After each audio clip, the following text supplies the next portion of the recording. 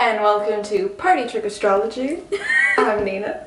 I'm Shaina. We haven't introduced ourselves. Because like when we write in the comments and I'm like, this is Nina, I'm like, maybe they don't know. Yeah, that's very true. We said our names in like the first video. I'm Shaina. I'm Nina. Now you remember forever. This is Mars in Capricorn. Yes. What is Capricorn? Basic. Capricorn is ruled by Saturn. It's drive-oriented. It's, you know... Got those goals. Yeah, goal, follow through, all about stamina. That sounds pretty good in a Mars placement. How convenient that it happens to be exalted in this placement. And exalted means it's what astrologers, or not, I guess, like, who are the astrologers that coined this? I don't know. But they coined the fact that this is considered the best placement. Yep. So, also Capricorn is like an earth sign. It's that like sea goat thing that like it's like, not only is it like a weird symbol that like changes and nobody really knows what it fucking looks like, it's like just weird. Yeah, like the... Because some people are just like, it's a goat, and then some people are like, it has the tail of like a sea creature. You know, and then people are like, it's the sea goat, and then people are like, it's just a goat, it's a mountain goat, and I'm like, decide, and then I'm like, decide on the glyph. They're like, not Capricorn, we gotta fuck you over. You don't even have a good motto. What's your motto? I use? Is it really? I don't think so. Maybe not. That sounds so manipulative. Yeah, that's why I think it's a bad motto. Like, that doesn't sound like Capricorn at all. Not that Capricorns can't be manipulative, but it's not like when you think of manipulative, you're like Scorpio. You're not like Capricorn. I'm pretty sure it is though. Here. No, I believe you. I'm not like doubting that fact. I just think it's stupid. Fuck these astrologers out to get Capricorn. What else is Capricorn? Oh yeah, it's a cardinal sign, which again makes another reason why it's going to be so good in Mars, because cardinal is all about starting things, and Mars is all about that drive and energy of starting shit. It rules the knees. Oh yes. How sexy. And because of that, I always have like shit on my knees. Oh yeah, Saturn is like the shit planet, and it rules Capricorn, and it's all about like time, lessons. Yeah. I mean, it's best represented by like that mountain goat barely hanging on, getting flung rocks at it, but it's like, nah, bitch, I'm staying. So. I'm gonna keep going. So that speaks to your drive. I guess we'll start with drive. Yes. You're gonna keep going, goal-oriented, very good follow through, and you know that time is important. You're not impatient. That's another good thing in a Mars sign, because if you think of Mars and Aries, you know, Aries is ruled by Mars, but it's not necessarily exalted because it's kind of like go, go, go. I want this. I am this. Mars and Capricorn is like, I will use this time to further myself. Very thought out, planned, because they're so used to having Saturn come in and screw things up, you know how to plan for that happening, and you're not going to be like, whoa, why is this happening to me? You're like, okay, yep, let's go, let's keep going. Yeah, and comparing it to like Mars and Aries again, just because that's like the basic Mars, is like Mars and Aries will have that like want to start things and be like, I'm gonna start this and this and this, but they don't have that like Capricorn or even earthy nature to just like follow through with it to the end, and they don't have that like stamina that a Capricorn Mars, or really any Earth Mars, will have more of, I think. Again, that's another reason why it's exalted, is like it's one of the best. Mars and Capricorn will give somebody like, I think, one of the best work ethics. Like, even if there's somebody who may be kind of lazy, or not even lazy, but just like a chill kind of like person, maybe when 12 house stuff, when they decide to start something, you're gonna be shocked by like what they can actually get done, and like what they can do, and that they will care a lot about it in the process and see it to the end most of the time, if they actually do have a care for it. Something that we haven't talked about yet is degrees. So you can look on an Astro Cafe chart. In a little column next to the planet and the sign, there's going to be a little number, like 3 point something, or as far up as 29.29, I think. Well, 29.99, right? Oh, maybe. I don't know. And the degree of a planet has to do with its maturity. So I think with Mars and Capricorn, because it's exalted, the degree is extra important. because it can be more or less exalted depending on how mature it is. Mars and Capricorn, when they get angry, it's a sign that's not going to be one to kind of like bottle it up. I don't think it's definitely a sign that's going to express it when they feel it, and that's, I think, another reason why it's considered exalted, because it's like, I'm angry and now I'm going to get mad, which is how things should work. Yeah. I mean, obviously it's not always ideal in all scenarios, but I think this is where the motto comes in again, like I have this anger, I'm going to use it. Not I have this anger, I'm going to bottle it up. But I think it can be tactful. It's not destructive, I think, the sign. it is an earth sign, and I definitely can like Mars and Capricorn can get very angry and can easily like be like, ah, but because it's an earth sign, it's not going to be as like spastic and disruptive. It's going to be like, it's almost going to be a lot more reasonable. Even if their side isn't a reasonable side, it's like going to be a reasonable amount of anger, and it's not, I don't know, I see them like, I don't see them as somebody like having a debate like a Mars and Aquarius, but I don't see them somebody as just screaming.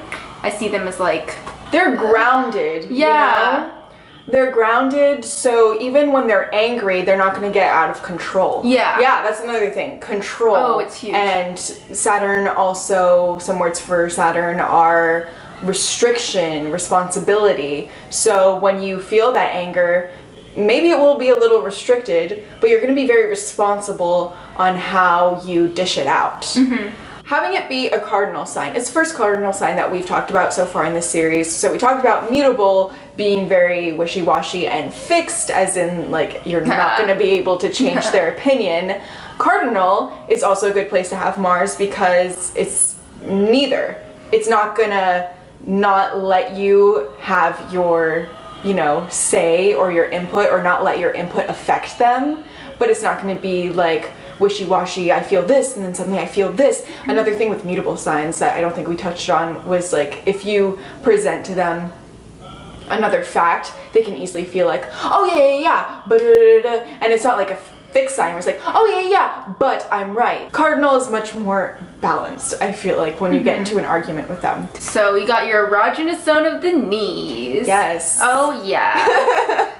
It's not like, I mean, I have a lot of Capricorn in my chart, and it's definitely not like, I'm not like, ooh, knees are sexy, but I'm like, I have always been like somebody who's had stronger legs and like lower body strength, and they're always like bruised and they get cut really easily, and like there's just always like things like going wrong, like I had tendinitis and stuff, so that could be like a big sensitive area. But also like a big thing that I've noticed is like guys will always touch my knee if they like me or are interested in me. Like it's like this surefire way. Do you remember we talked about that like last year was when we first figured it out, like over a year ago, and it's like still held true. That guys will touch your knees and then Yeah. it's like, that's how you know. It's really weird, and I'm like, do you know I'm a Capricorn, or is this just something that like every guy does? But I don't think so. I don't know. It's just like, oh yes, Capricorn knees. I don't think I've experienced that as much. I have had people touch my calves though. Yeah, that's so funny though. So maybe it's guys, like an intuitive thing. Yeah, they're like, oh, knees. It's the knee. It's the calf. Yeah, no, it's so weird though. Like, but you know what I do hate is when people do this thing with your knee. Oh yeah. Ooh. And then with sex, Mars and Capricorn is a very much like, I want to have sex with you, and then they're like, shoom, and then they get like this tunnel vision, and they're like this, like nobody. Goal oriented, has the stamina to follow through. Yeah. Honestly, in my experience, I don't have the stamina to follow through. The degrees. They're gonna see somebody, they're gonna be like, I'm not going to give up on you, and it's not an aggressive thing either.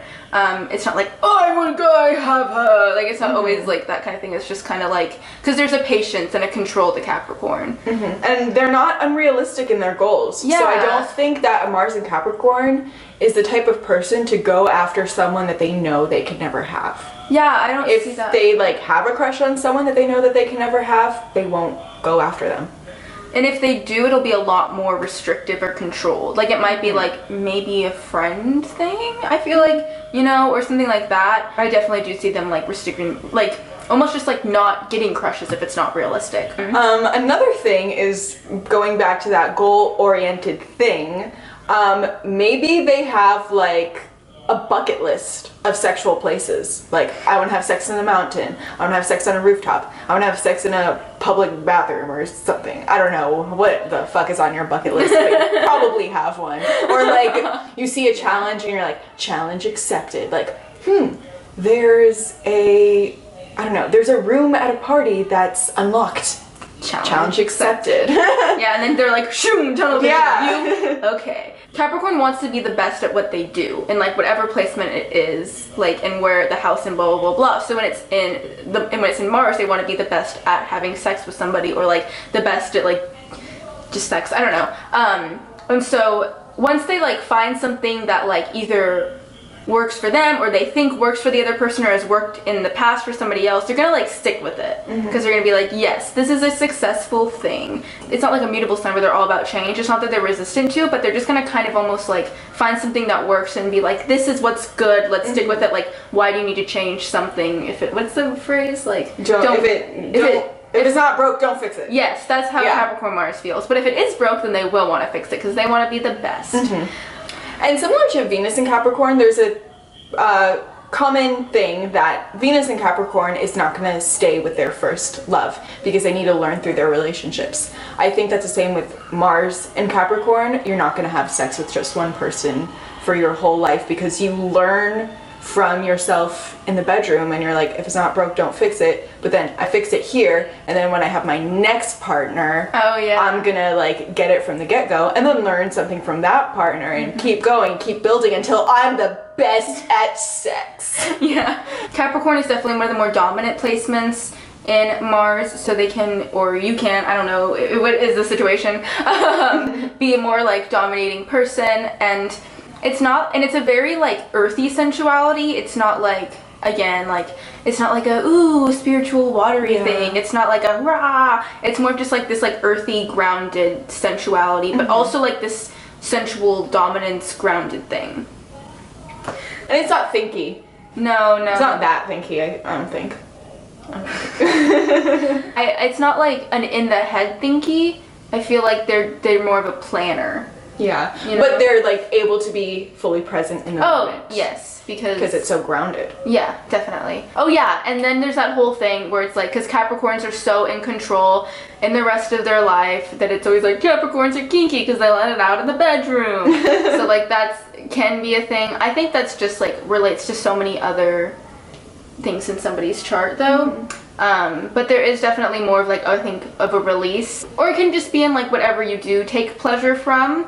It doesn't necessarily have to be sex, because it's like Mars and Capricorn, I'm going to talk about it with sex, because that's probably where you'll find it, is that there's almost like a release there. So they're going to be more free and open, and that's why they might be, like I said, like stereotype of like the kinky things. I don't know. And back to the lessons that Saturn teaches you, having Capricorn, Mars, sex might not be smooth sailing, at least in the beginning. Like, maybe you've had an experience with erectile dysfunction. I don't know. Okay, anything else? That's about all I have to say. That's our Mars and Capricorn video. Yay. Goodbye. Bye.